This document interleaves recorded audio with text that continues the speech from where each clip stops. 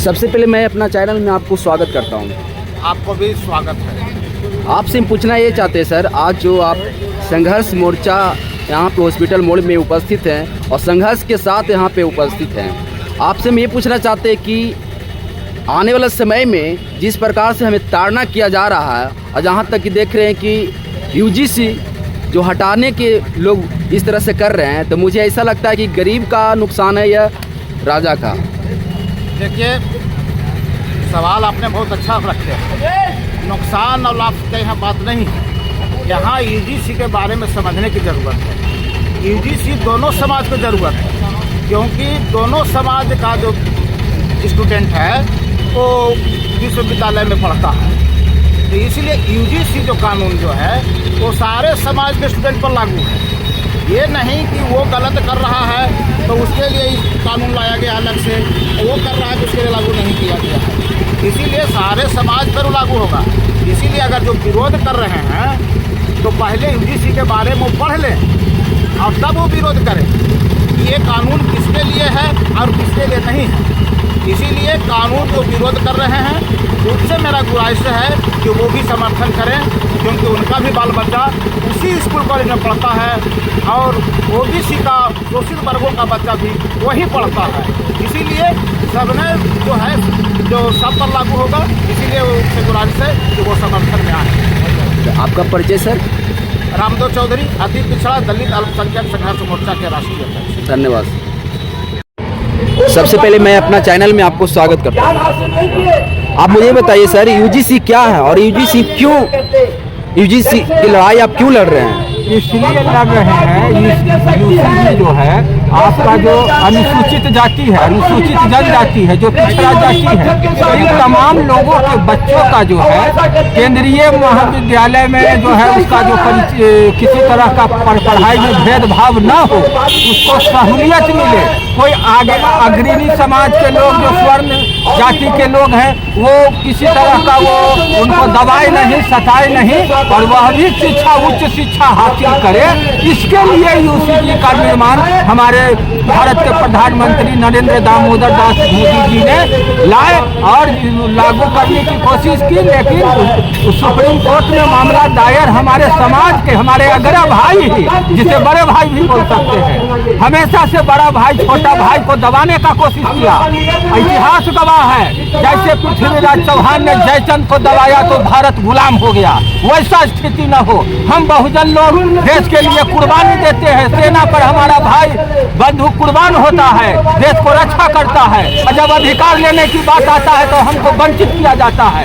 अगर इसी तरह का रवैया रहा हमारे अग्रणी भाई का, सुप्रीम कोर्ट का, सरकार पूर्ण रूप से नहीं इसको पूरे ताकत के साथ पेश करके पास कराए तो हम बहुजन समाज के लोग देश पर कोई हमला करेगा तो कैसे हम देश को सुरक्षित करेंगे? हम अपना जान देकर देश को बचाते हैं और अधिकार लेने के समय हमको क्यों जो है वंचित किया जाता है, इसकी लड़ाई हम लोग। आपका परिचय सर? जितेंद्र प्रसाद यादव फतुहा। धन्यवाद। सबसे पहले मैं अपना चैनल में आपको स्वागत करता हूँ। मैं आपका स्वागत करता हूँ। अच्छा, आप मुझे बताइए, जो आज का जो कार्यक्रम रखा गया जिसमें सैकड़ों लोग उपस्थित हैं, आज यहाँ पे आने का आपका उद्देश्य क्या है? मैं शेखपुरा जिला से चल कर के बहुजन समाज पार्टी का जिला अध्यक्ष बालेश्वर पंडित, मैं यूजीसी का समर्थन करता हूँ। जब स्वर्णों ने 10% आरक्षण लिया था तो कहा गया कि सचमुच अमीरी की कब्र पर पनपी हुई गरीबी बड़ी जहरीली होती है और हमारे जितना भी SC/ST थे इसको वो रोक टोक नहीं किया। और आज जब एकलव्य के अंगूठा बनने की बात आई, यूजीसी लागू होने की बात आई तो वो लोग अड़चन डाल दिए हैं। मैं उनके खिलाफ मैं कहता हूँ कि हमारा भी यह जो यूजीसी कानून है समता स्वतंत्रता बंधुत्व पर आधारित है, इसको लागू किया जाए। इन्हीं चंद शब्दों के साथ मैं जय भीम जय भारत खुदा हाफिज़ करता हूँ। धन्यवाद। सबसे पहले मैं सर अपने चैनल में आपको स्वागत करता हूँ। आपका चैनल को स्वागत करता हूँ। आप मुझे ये बताइए सर कि यूजीसी की जो आप लड़ाई लड़ रहे हैं, क्या आपको लगता है कि सफल होगा?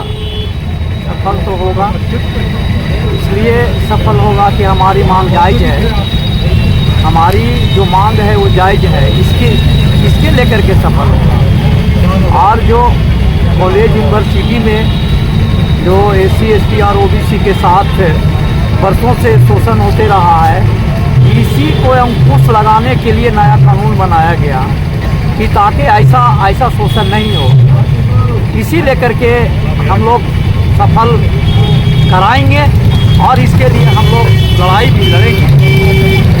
आपको क्या लगता है जिस प्रकार से बहुत सारे अलग अलग पार्टी के नेता लोग भी हैं, आवाज़ तो बहुत कम लोग उठा रहे हैं, लेकिन आप लोग अति पिछड़ा दलित अल्पसंख्यक के नेता हैं, आप लोग धरना प्रदर्शन रोड पर कर रहे हैं, तो आपकी आवाज़ वहाँ तक पहुँचेगी? आवाज़ तो पहुँचेगा ही, इसलिए करके आवाज़ पहुँचेगा कि कोई भी लड़ाई जो है, इसका जो है इतिहास है, कोई भी लड़ाई जो है संगठन लड़ाई लड़ेगा।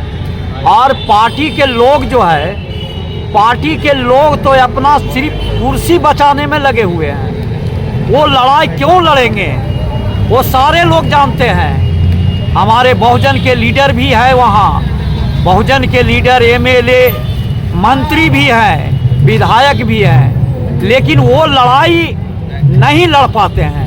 यही तो दुर्भाग्य है। बहुजन का आपका कौन है MLA? अरे बहुजन का तो सारे MLA है, आपका जितना भी कहिए, आपका जो भी है, चाहे जीताराम मांझी हो, चाहे चिराग पासवान हो, चाहे उपेंद्र कुशवाहा हो, चाहे जितना भी लोग जो है वहाँ, वो तो सिर्फ अपना कुर्सी बचाने में है। वो लड़ाई क्यों लड़ेंगे? अगर मान लीजिए कि स्वर्ण की जो आज जो स्वर्ण लोग जो है, स्वर्ण जाति के लोग आज UGC को विरोध कर रहे हैं, काला कानून है जो कि बता रहे हैं और इसको खंडित करने का काम कर रहे हैं, लेकिन हमारे लोग जो है इनको जम करके पार्लियामेंट हो या चाहे विधानसभा में इसकी आवाज़ को उठाना चाहिए। तो आवाज़ जो है इसलिए नहीं उठाते हैं कि अगर हम आवाज़ उठाएंगे तो स्वर्ण का वोट कट जाएगा। अब सोच लीजिए, ऐसे चाटुकार जो है हमारे बहुजन के नेता है, तो कैसे लड़ाई लड़ेंगे? हम लोग उसको जो है वो बोले नहीं बोले, लेकिन आवाम लोग जो है इसका समर्थन कर रहे हैं और पूरे ताकत के साथ हम लोग पूरे बिहार में और पूरे भारत में हमारे लोग जो है वो लड़ाई लड़ रहे हैं और हर हालत में UGC को लागू करवाएंगे। आपका परिचय सर? अनिल पासवान, डॉक्टर भीमराव अंबेडकर संघर्ष विचार मंच राष्ट्रीय अध्यक्ष। धन्यवाद सर। आज जो कार्यक्रम रखे हैं अति पिछड़ा दलित अल्पसंख्यक संघर्ष मोर्चा, तो आपको रखने का मुख्य रीजन कारण क्या है? UGC कानून 2026 जो पास हुआ है, जिससे सुप्रीम कोर्ट ने निरस्त कर दिया आज के डेट में, और ये कानून निरस्त हो गया है, उसे पुनर्विचार कर फिर से बहाल करने के लिए एक कोशिश है ये, और इसी के तहत हम लोग सब यहाँ पर जमा हुए। आशा क्या रखते हैं कि आने वाला समय में फिर से लागू किया जाएगा? ये हमारा देश है, हम इसमें निराशा से जी ही नहीं सकते, हमें हर हालत में आशावादी होना ही पड़ेगा। आपका परिचय सर? मेरा शाहनवाज नाम है हमारा। सबसे पहले मैं अपना चैनल में आपको स्वागत करता हूं। धन्यवाद। आप मुझे बताइए सर कि आपको जाने का मुख्य उद्देश्य क्या है? आज जो धरना प्रदर्शन में आप शामिल हैं।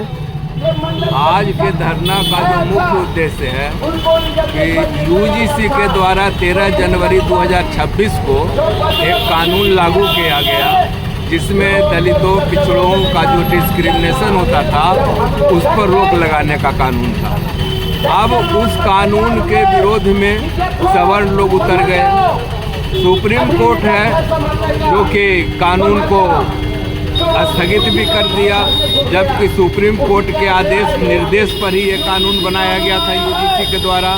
और उसके बाद ये सरकार इतनी बेईमान है कि 10% सुदामा कोटा का आरक्षण को अध्यादेश से लागू कर देती है, लेकिन इस कानून के लिए सरकार न तो अध्यादेश लाती है और न ही कोर्ट में, सुप्रीम कोर्ट में इसके पक्ष में सही ढंग से पैरवी करती है, जिसके कारण ये आदेश जो है अभी स्थगित कर दिया गया है। हम लोग जन आंदोलन के द्वारा सुप्रीम कोर्ट को बाध्य करेंगे कि जो है इस कानून को लागू रहने दें। आपका परिचय सर?